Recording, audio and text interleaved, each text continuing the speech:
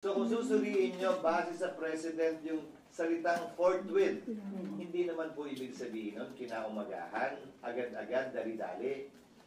Mahigit 2 buwang inupuan, pinag-aralan, binasa, tiningnan ng Kamara yung mga impeachment complaint na nakabinbin.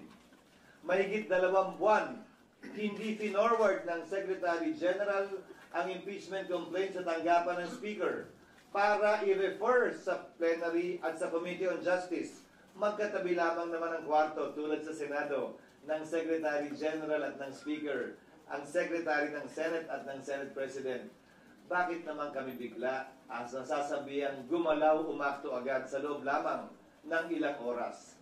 Kung nagpa-banjing-banjing sila gawin ito, siguro wala naman silang basihan ngayon na madaliin kami, lalo na nasa huling araw na ng sesyon. Yan pinadala sa amin, halos mag-aalas 5 pa ng hapon. So, bilang katugunan, gagampanan namin ang aming tungkulin na pwedeng magawa habang recess, kabilang na ang pag-review ng rules ng Senado sa impeachment dahil kailangan po itong i-update. Halimbawa, yung pagkakaroon at requirement ng judicial affidavits, yung pagkakaroon ng provision at procedure para mag-hearing sa harap ng commissioner, yung pagkakaroon ng matatag at malakas na pre-trial procedure para swabe na at hindi na komplikado at magulo yung trial proper. Ito ay mga bagong procedure sa rules of court na pumasok bago po namin itinalaga yung aming rules of impeachment noon na kailangan po namin baguhin. Pangalawa, kailangan pa rin pag-aralan siyempre ng Secretary General ng Senado, ng Secretary ng Senado, yung impeachment complaint mismo. Tinanggap lamang namin yung kahapon. So dun sa nagsasabing, bakit hindi agad-agad binabasa ba? May trabaho po kaming kailangan gampanan. Halimbawa, sang-ayon po kasi sa e-commerce law, sa e-gov law, pwede naman maglagay ng e-signature. Hindi ba? Sa resolution, sa bill, sa committee report. Pwede ang e-signature dahil hindi po yan verified. Subalit, ang complaint or resolution on impeachment, verified po yan. Pinanumpaan dapat yan sa harap ng Secretary General ng Kamara. Susuriin pa po isa-isa ng Secretary ng Senado yung mga pirma kung e-sig ba yun o wet signature. Bawal po ang e-sig. Dahil kailangan pinanumpaan ito. Paano ka manunumpa sa harap ng SecGen kung inutos mo lang yung opisina mong i-affix yung e-sig? Meron naman pong app, gagamit kami ng iba't ibang app para makita at malaman kung e-sig nga ba siya o wet signature. Para matiyak na yung bilang talaga ay sapat dun sa 1/3 para mag-comply dun sa direct filing sa Senado. Mga halimbawa lamang ito na mga dapat pang gawin at gampanan ng Senado. At bilang panghuling sagot, para mag-convene ang impeachment court, kailangan may sesyon ang Senado.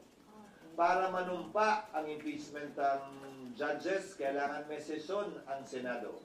Bagaman ang trial pwede mag-proceed kahit na recess, tulad ng nangyari kay dati at yumaong Chief Justice Corona, dapat ito'y masimulan, makonvene at mapanumpa ang mga judges kapag may sesyon.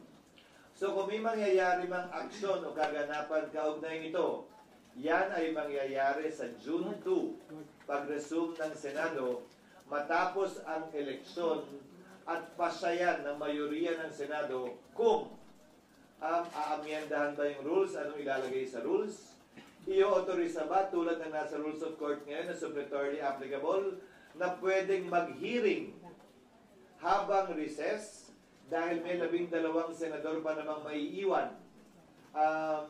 Natatawid hanggang 2028 pa ang termino, kabilang ako.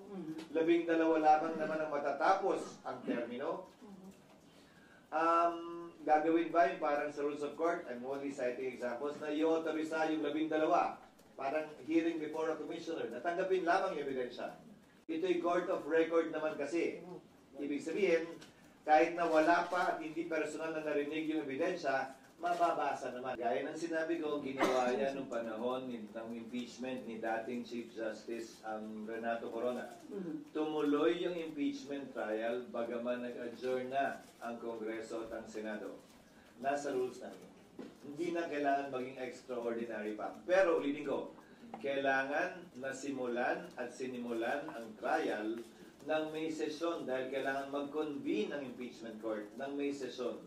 Walang sariling buhay ang impeachment court, hiwalay sa Senado mismo, sa plenaryo ng Senado. Kinakailangan ng plenaryo ng Senado para masimulan ang impeachment court. So sir, it is better ba kung na-submit ng House of Representatives earlier, a few days before ng adjournment, para may time kayo na na-actionan sa That plenary? is water under the bridge. It's not for me to decide or pass over the wisdom, absence, or lack of it on the part of the House in filing it a few hours before we adjourn. Mas marapat siguro sila ang matanong kaugnay niyan. Pero ulitin ko, hindi naman siguro makatarungan o tama na pagkatapos nilang upuan ito ng ilang buwan, biglang pwersahin, pipilitin at sasabihan kami ng sino mang galing sa Kamara na, hoy, bilisan nyo, aksyonan nyo, ano ba kayo? Hindi. Hindi ganon at hindi ako papayag din nun. Ang impeachment process para sa akin, hindi mahalaga kung pabor kayo o kontra, hindi mahalaga kung makakwit o makakonvict. Ang mahalaga para sa akin, bilang tagapangulo ng Senado, maging maayos ito, sang-ayon sa batas, credible, kapanipaniwala, at magagawad ng hustisya. Pabor man yun sa opinyon ng mas nakararami o konti o hindi. Considering yung mention nyo ng mga possible scenarios, sir, can we say na walang mangyayaring impeachment trial during the break or mahirap? Wala. Legally, it cannot be done. So, Legally, it cannot be done, again, as I said, because the impeachment court was not convened. The impeachment complaint was not referred to plenary for there to be a basis for the impeachment court to be convened by the Senate sitting as a legislative body.